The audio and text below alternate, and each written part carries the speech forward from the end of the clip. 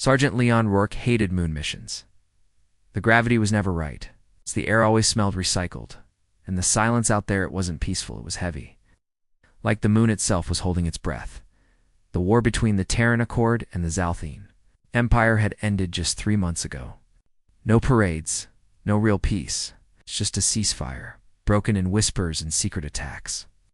Rourke didn't trust it, so when his squad picked up a distress signal from deep within a crater on Viz, a half-shattered moon on the edge of a dead sector, he expected a trap.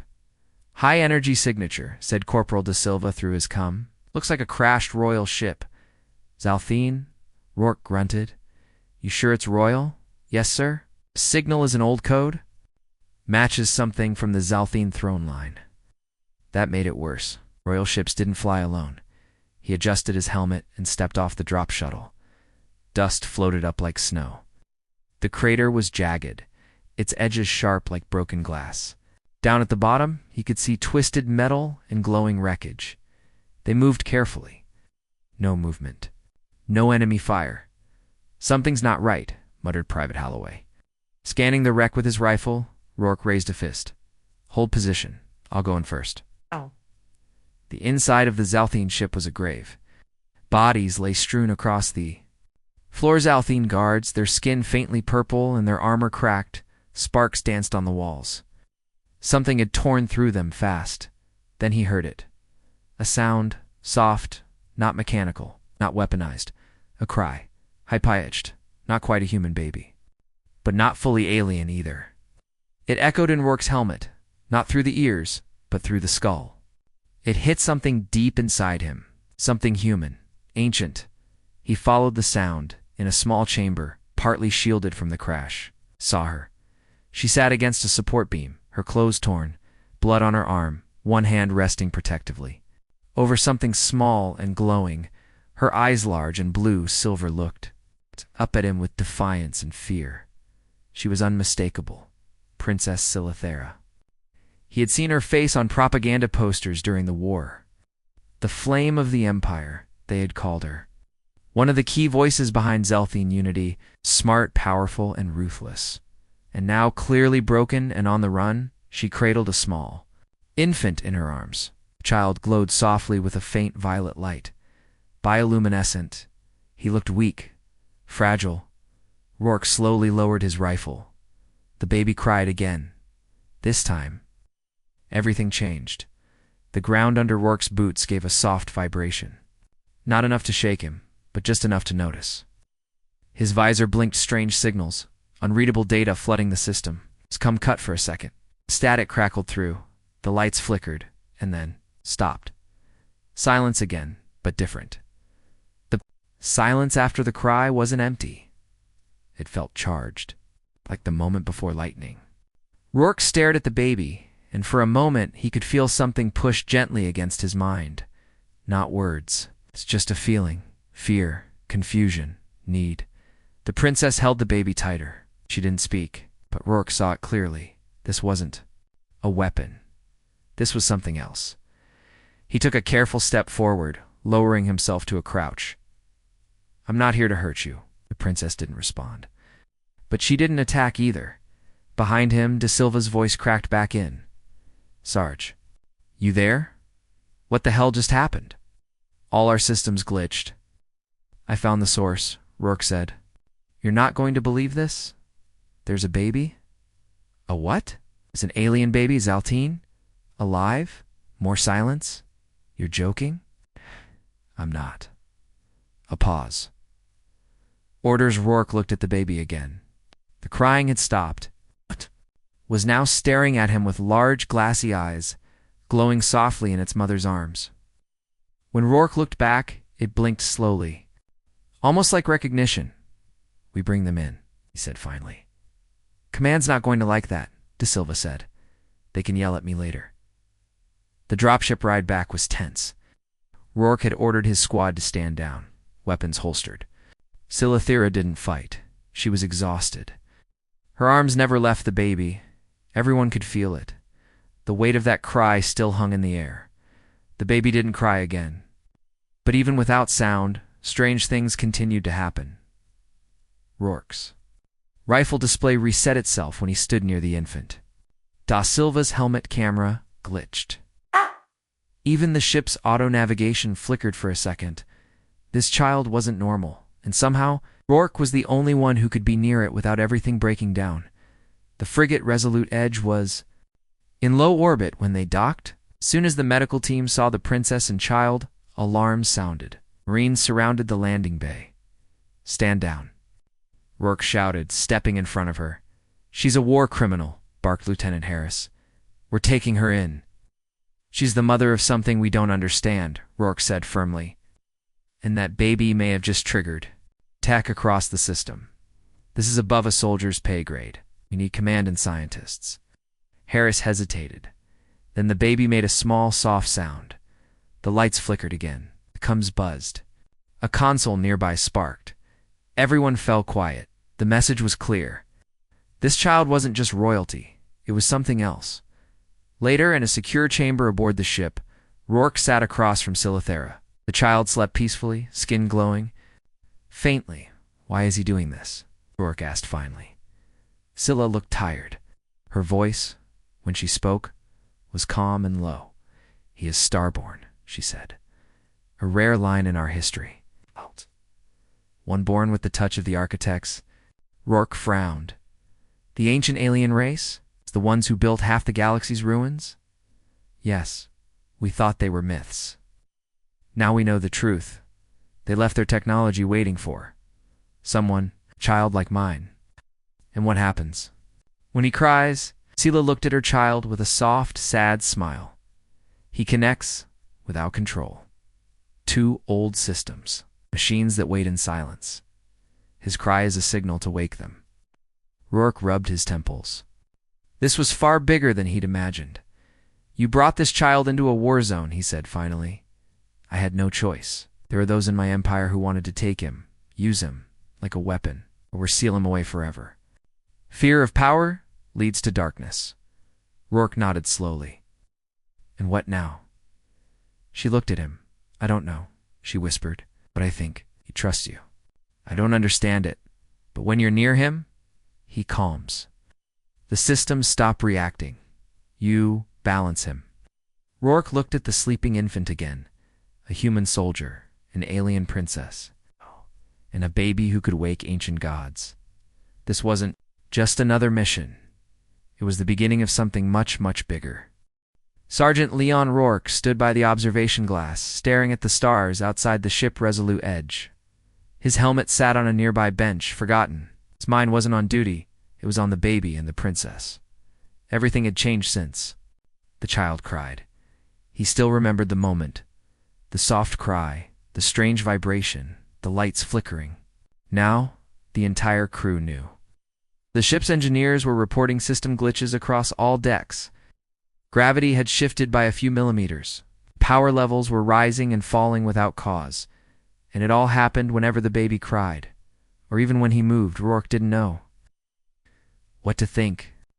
He was a soldier, not a scientist. But he knew one thing. This child was powerful and very dangerous. But not in a violent way. More like a puzzle piece fitting into an ancient lock. Something the galaxy hadn't seen in ages. He looked through. The glass again. Somewhere out there, machines were waking up. Inside the ship's medical bay, Princess Silithera sat on a low bed. She wore a clean robe now. Her wounds had been treated, though her eyes still looked tired. Her baby lay beside her, glowing softly in his sleep. Dr. Elaine Porter stood nearby, scanning the child with a handheld medical device.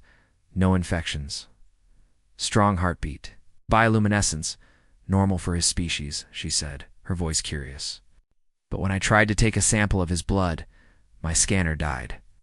Scylla nodded slowly. He doesn't like being touched by machines, unless he knows the person holding it. Rourke walked in and heard that last sentence. So what does he think of me? He asked, folding his arms. Scylla looked up at him. Trusts you, I don't understand why, but when you came close, calmed. Even his mind did, Rourke. Walked to the bed. The baby stirred, opened his large glowing eyes, and blinked at him. No crying. No glinchid. Just peace. He didn't cry when I picked him up earlier, Rourke said, Porter looked confused. Every time someone else goes near, the lights flicker or the temperature spikes. But with you, nothing. Scylla smiled slightly. Maybe he sees something human that reminds him of something old. That didn't help Rourke much. He looked at the princess. I need answers, he said firmly. Why does your empire call him Starborn? What does that mean? Scylla ran a hand gently over her child's tiny head. Architects and old, godlike race built the core of our galaxy's technology. They made systems that connected planets, powered machines with thoughts, opened gates across space. Then they vanished, and your baby connects to that. Rourke asked. Yes, Starborn are not just Southine children. They are rare births, sometimes once in 1,000 years. Their minds are tuned to something older, architect energy. Don't fully understand it, but when they feel emotion, that energy leaks out. Leaking emotion sounds like a terrible superpower, Rourke muttered. Scylla chuckled softly. It was the first time he'd heard her laugh. It surprised him. Yes, she said. That's why the Empire feared him. They were afraid of. A baby? No. They were afraid of losing control. Rourke sat on a nearby bench. He felt the weight of what she was saying. So when he cried back in the wreckage, he asked, what exactly happened? We think his cry woke architects' systems. Silent tech buried across planets and moons. Machines that haven't moved in ages. Can your people track that? Scylla's eyes narrowed. Yes, so can yours. Later that day, Rourke was called to the command deck. Captain Isla Monroe stood near the central, holotable arms crossed. Round her, glowing data swirled. She didn't waste time. We've detected movement, she said. 3 architect structures activated across different star systems, all within minutes of that baby's cry. Rourke felt a chill. Which systems? 2 are in Zalthine territory. 1 is in an uncharted dead zone. The signal came from a derelict station, no known power. Until now. What do they want us to do? Captain Monroe looked at him carefully. We've received orders to secure the baby. Prepare for possible travel to that station. Rourke stiffened. Secure. What does that mean? Command wants to make sure he's protected and isolated. You mean locked up? Monroe didn't answer. I won't let that happen, Rourke said sharply. You're just a soldier, Rourke. Ow. No, I'm the only one he trusts. And that trust might be the only thing stopping him from breaking half the ship. The captain sighed. I know. That's why I'm putting you in charge of his protection. That night, Rourke sat in the dim nursery room the medics had set up. It was quiet, no alarms. No lights flickering. The baby slept in a small pod. Scylla rested nearby. For the first time in days, she looked calm. Rourke couldn't sleep. He leaned back in a chair, watching over them. He couldn't explain why he felt this connection. Maybe it was the way the baby looked at him. Maybe it was Scylla's quiet strength. Or maybe it was the fact that this child, this tiny being, might hold the key to something ancient and powerful land. Yet all he did was cry when he was scared, and smile when Rourke made funny faces. He wasn't a weapon. He was just a baby. But the galaxy wouldn't see that. Outside the nursery, technicians and officers talked in hushed voices. Some wanted to keep the child safe. Others wanted to study him. A few wanted him. Too risky. Too unknown. Rourke knew how those meetings would go. Words like containment and dissection would be whispered. That's how both empires worked. If they didn't understand something, they either used it or destroyed it. He wouldn't let that happen. Not again. He stood up and walked to the baby's pod. The child's eyes opened slowly, glowing, curious. Rourke leaned down and whispered, Little guy, I've got you. The baby blinked, smiled, and then softly, quietly reached out a tiny glowing hand and touched Rourke's chest. Suddenly, Rourke saw something, not with his eyes but in his mind. A flash of stars, a large structure, ancient, beautiful, floating. Near a collapsed sun, a feeling of importance, a call. Then it was gone. The baby dropped his hand and went back to sleep. Rourke stood still, breathing hard. He didn't know what just happened, but he knew one thing. That station in the dead zone. The baby wanted to go there, and somehow So did Rourke. 3 days after the baby's cry awakened ancient machines, the Resolute Edge prepared to enter the dead zone. The station they were heading toward was called Eco 7. It wasn't on any human map, nor did the Zalthine Empire claim it.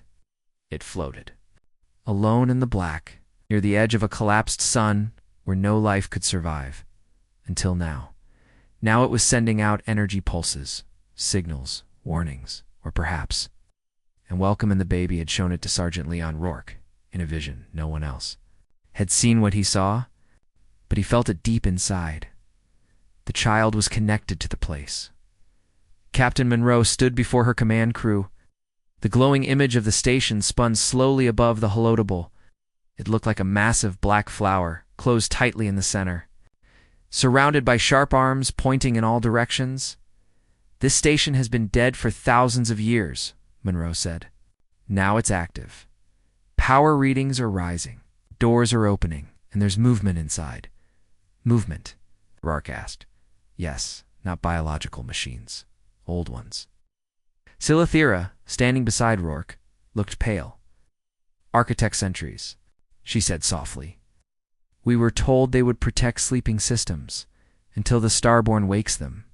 Everyone went quiet. The baby, resting in Scylla's arms, blinked slowly but didn't cry. No flickering lights, no strange reactions, just quiet, steady breathing. He wants us to go there, Rourke said. Showed it to me, not in words, but like a memory. I don't know how, but he's guiding us. You trust the baby? Monroe said carefully. I do. And the princess? Rourke didn't hesitate. She's not the enemy anymore. The Resolute Edge dropped out of warp near the collapsed star. Light twisted strangely here as if reality itself bent under. Pressure around the station. Chunks of ancient rock and scrap floated silently. Eco 7 waited in the center. Silent. Dark. And yet. Alive, the baby stirred as the ship approached. Soft blue lights lit up across the station's surface. Like blinking eyes, they flicked open, one by one tracing the path of the ship. No weapons fired, no defense systems triggered. It was as if the station recognized the baby or welcomed him. Rourke led the landing, Team 5 soldiers. A technician, Dr. Porter, and Scylla with the child. The dropship entered through a massive circular door that opened on its own the moment they arrived. No one touched a control, the pilot whispered. Inside the station, gravity felt different. Time itself seemed slower. The air tasted metallic. Even through filters, they stepped into a long hallway filled with glowing symbols. The walls pulsed faintly with blue light. They weren't just walking through a building. They were inside a mind. Scylla looked around, her voice filled with awe. This place wasn't made just for machines. It was built to teach. To protect something. Protect what? Rourke asked. The Starborn. The baby, now fully awake, looked around the hallway with wide eyes. He didn't cry. Instead, he hummed a soft sound. Almost like a song, lights responded, the walls shimmered. And then ahead of them, a massive door opened with a deep, groaning sound. Beyond it was a round chamber, filled with ancient machines. Some floated. Others folded into walls like sleeping creatures. In the center was a platform with strange carvings. It pulsed, waiting, I think. He's meant to go there, Doctor. Porter whispered. Rourke looked at Scylla. Are you okay with this? Scylla looked down at her child. I don't think I have a choice. He's leading us now. Slowly, she walked toward the platform and stepped onto it with the baby. The moment the child's feet touched the floor, the entire station shook, not violently, but like a heartbeat. A slow, deep thud echoed through the chamber.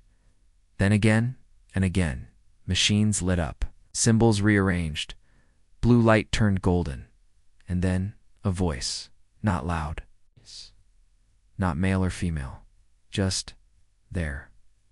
You have returned. Everyone froze. What was that? The technician asked. The baby didn't speak, but the voice came again. The air of the first signal. The mind touched. You are welcome. Dr. Porter's device beeped. This is coming through the air itself. No speakers. The structure is vibrating in patterns to make words. Scylla's eyes widened. The architects are speaking. Rourke stepped forward. What do they want? The voice replied, calm and endless. Protection, awakening, guidance. The Starborn carries the key and the danger. Long pause followed. Then slowly, from the far wall, a hidden door opened. Behind it stood a tall figure, metallic, shining, with a body made of shifting plates and blue light. It had no face, no weapons, just long arms and slow, calm steps. An architect sentinel? It walked forward and stopped a few meters from the platform.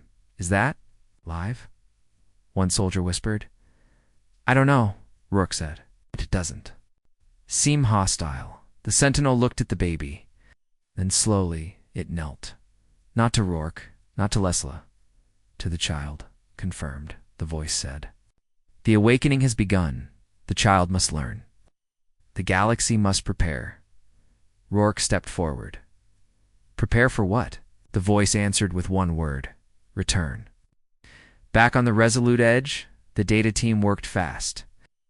Streams of ancient knowledge were uploading from the station maps, codes, histories. The galaxy was full of forgotten machines, lost stations, sleeping programs, and the child was their trigger. One of the engineers whispered. We're sitting on the biggest discovery in history, but not everyone was happy in a quiet room. Lieutenant Harris opened a private channel to command. They've made contact. The station is responding to the child. The princess is fully cooperative. But I believe Rourke is compromised. Compromised? The voice on the other end asked. He's protecting the alien child like it's his own. He's not following protocols. Understood, the voice said. Maintain observation. Do not act without approval, Harris frowned. But if things go wrong? He asked. Another pause. Then a cold voice replied, terminate the child. Back on Eco 7, Scylla watched as the sentinel raised one hand and gently touched the baby's forehead. The baby didn't cry. He smiled. And then more visions came. This time, Rourke, Scylla, and Dr. Porter all felt it. A sky filled with golden ships, shaped like birds. Planets rising into light. Machines waking across the stars. Dark shape, far away approaching. Massive. Cold. The vision ended. Everyone gasped. What was that? Rourke asked. The architect voice spoke again. Long ago, the architects fled. They hid their knowledge, buried their warnings. One child was born to wake them, and now, Scylla whispered, they return. The Starborn must choose. The corridors of Eco 7 pulsed with life now lights, turning golden, machines humming with ancient energy. But even as the architect station awakened, something darker began to stir in the background. The baby, calm in Princess Silathera-S. Arms still glowed with soft blue light. But his smiles came less often now. His eyes, so young, seemed to be watching something far away, something no one else could see. Sergeant Leon Rourke didn't like it, not one bit. He stood beside the Princess as they moved through the central core of the station. Behind them, Dr. Porter scanned every room with care. While 3 soldiers guarded the group, even the architect sentinel walked with them now. Followed silently, tall, graceful, made of golden metal. Its glowing joints shifted with no sound. Do you feel that? Scylla asked suddenly, holding the baby tighter. Feel what? Rourke said, raising an eyebrow. A pressure, like the station is watching us. Or listening. I thought that was a good thing, Dr. Porter said. We're learning from it, aren't we? Scylla shook her head. Yes, but some things changed. She looked down. The baby's skin, once glowing blue, now had faint silver lines along his arms and neck. They pulsed slowly like veins filled with starlight. Dr. Porter stepped closer with her scanner. I don't know what's happening, but it's accelerating, she said. Its body is absorbing energy from the station directly. Shouldn't be possible. Not at this level. Rourke clenched his fists. I need to talk to that voice again, he muttered, in the heart chamber. The architect voice spoke once more, vibrating through the walls. The Starborn is awakening. Memory is returning. Power must be tested.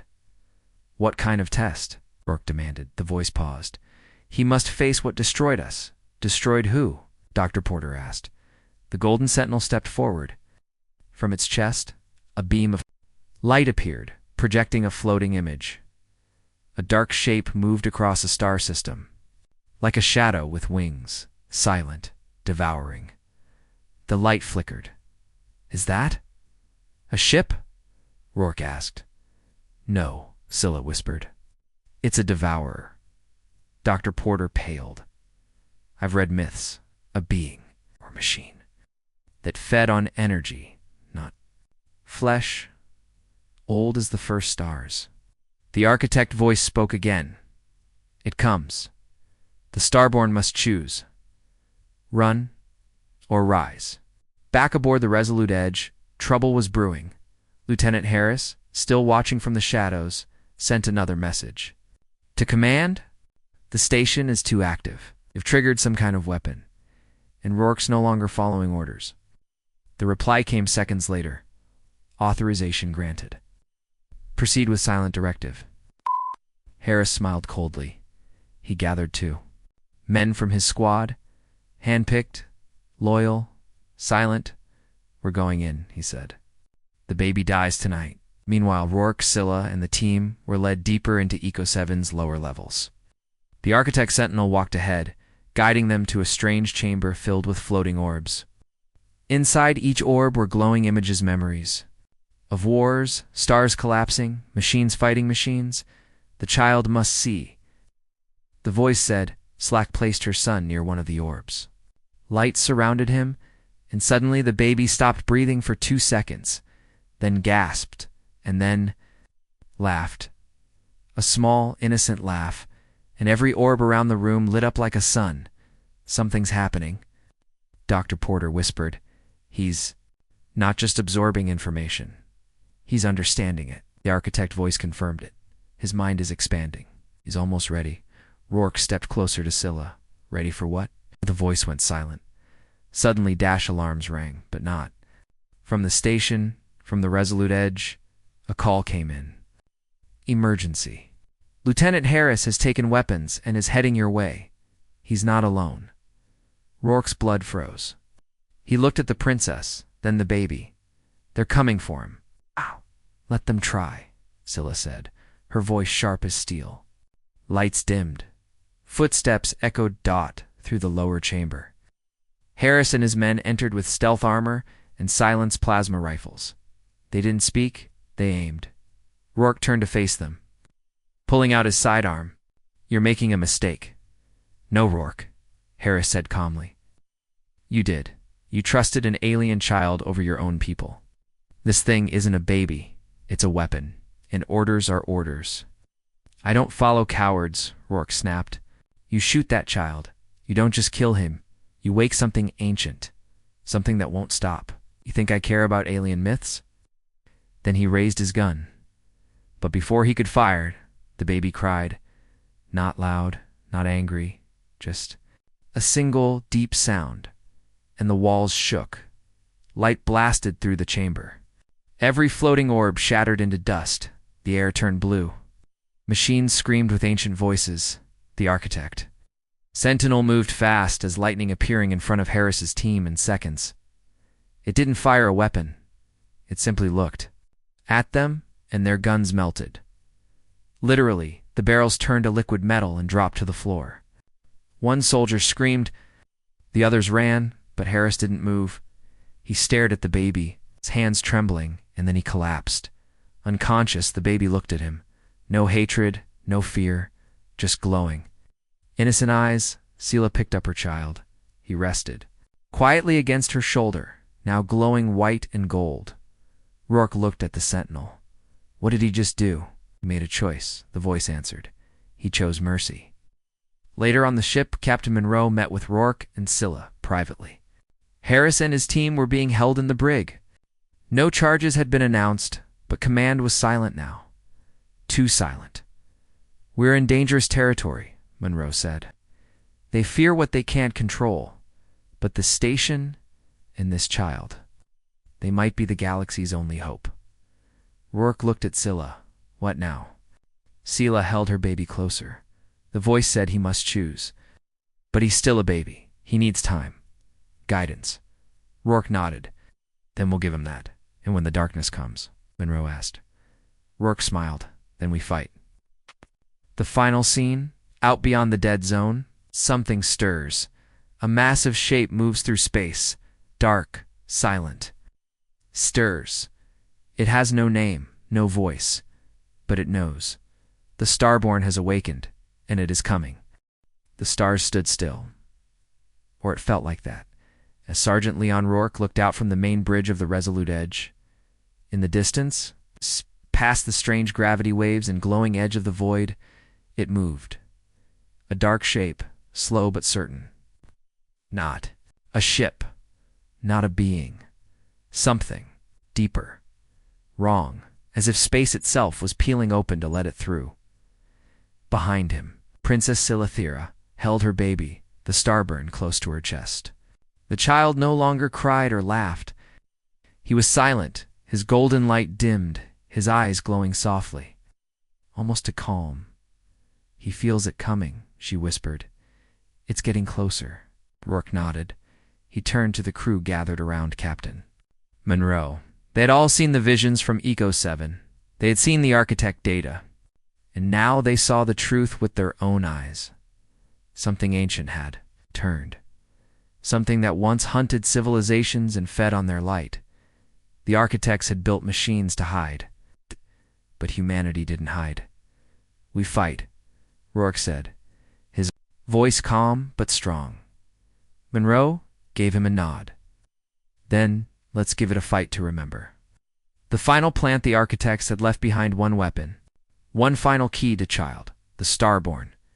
If placed in the core of the signal, he could awaken a chain of architect stations across the galaxy. They would form a network of light, powerful enough to slow, even stop. The Devourer for good, but it came with a cost. The energy would drain him, maybe even kill him. He's just a baby, Monroe said. There has to be another way. But Scylla shook her head. He's more than a baby. He was born to do this. He's not afraid. But I am, Rourke whispered. He didn't say it. Loudly, but Scylla heard. She looked into his eyes. So am I. She replied. Battle begins as the Resolute Edge moved into position near Eco 7's central spire. The dark shape began sending out waves of energy. Shields across the fleet flickered. Smaller scout ships vanished into nothing. Then came the drones. Black metal things, like insects made of shadow. Hundreds of them. Captain Monroe shouted orders. Fighters launched. Missiles fired. Architect defense towers lit up. Ancient weapons. Coming back to life, blue beams of light sliced the darkness. But the enemy didn't care. It moved forward, silent and slow, as if nothing could stop it. On the ground below, in the heart of Eco 7, Rourke and Scylla stood before the signal core. It pulsed like a heart bright, golden, and open. It was ready. The architect voice spoke for the last time. He must enter alone. Scylla hesitated. But just before she could finish, the baby lifted one tiny hand and floated gently from her arms. Rourke's breath caught. The child looked at both of them, just for a second, and smiled. Then he floated into the light, and the station exploded with power, the signal across the galaxy. Stations awoke. On abandoned moons, towers opened like flowers. In dead systems, beacons lit up the sky. Across space, light spread like a wave of fire, and the Devourer stopped. It turned its attention toward the source and screamed. Not a sound heard through ears, but through minds. The crew fell to their knees. Screens shattered. Machines cried out, but the signal held. The light grew stronger. The shadow began to crack. This is working, Dr. Porter said, trying to hold her equipment steady. He's waking all of them. Rourke grabbed the rail. Hold it together, kid. Just a little longer. Last. The last defense. But the Devourer wasn't done. From its body came a final forma shape, like a god made of black fire, stretching toward Eco 7 with long tendrils. trying to crush the station before the network completed. Monroe shouted, "They're going for the core." "We won't let them," Rock roared. With Scylla beside him, they ran to the outer control tower. Architect systems opened at their presence, offering control of ancient weapons. Rourke slammed his hands on the console. "Give me everything." Blue. Beams shot from Eco 7's sides. Cannon towers activated. Energy spears pierced the void. But the Devourer kept coming. One tendril struck the outer wall, shaking the whole station. Panels exploded. Gravity twisted. Scylla screamed as the floor split. Rourke grabbed her just in time. "Go to him," she shouted. "He needs you." But he held on tighter. "I need you too." The baby's light from the core was now blinding. His body floated. In the center of a golden storm, sparks of time and memory flickered around him, stars being born, people laughing, civilizations dancing in light. He was giving everything, and the Devourer was almost on top of them. A human choice. The architect. The voice came again, broken and fading. "One must enter the final gate. Give what remains. Seal the network. End it." Scylla turned to Rourke. "He's too small. He won't survive. But if someone joins him, someone with free will, maybe the system won't take his life." Rourke looked down at the baby, then up at the sky filled with death. He nodded once. "I'll go!" "No!" Scylla shouted. "You don't have to." "Yes, I do," he said. "I was just a soldier. I fought. I followed orders. But this time, I choose." He smiled gently. "I choose to save him." Scylla's eyes filled with tears. She kissed him once fast, fierce. "I will raise him to remember you." He nodded and ran into the light. The final signal inside the core. The light welcomed him. Rourke felt no pain. No fear, just peace. The baby reached out a hand. Rourke took it, and the galaxy lit up. The Devourer screamed one last time and was gone, shattered into dust and silence. All across the galaxy, people saw it, bright waves of golden light filling the sky. The stars blinked, and for a moment, everyone felt safe. The threat was over. The Starborn had chosen mercy, but the human had chosen sacrifice. 1 year later, the galaxy was rebuilding. Architect stations stayed awake, guarding the borders. Of known space, Scyllathera now lived on a peaceful moon. Her son, no longer a baby, ran through fields of bluegrass, his laughter echoing in the wind. He had no name still. Everyone called him the Starborn, but she whispered another name in his ear every night: Leon. And far above, in the stars, a small piece of Eco 7 still glowed, signal that never stopped, a reminder that one human, just one soldier, had stood between life and darkness and chose hope.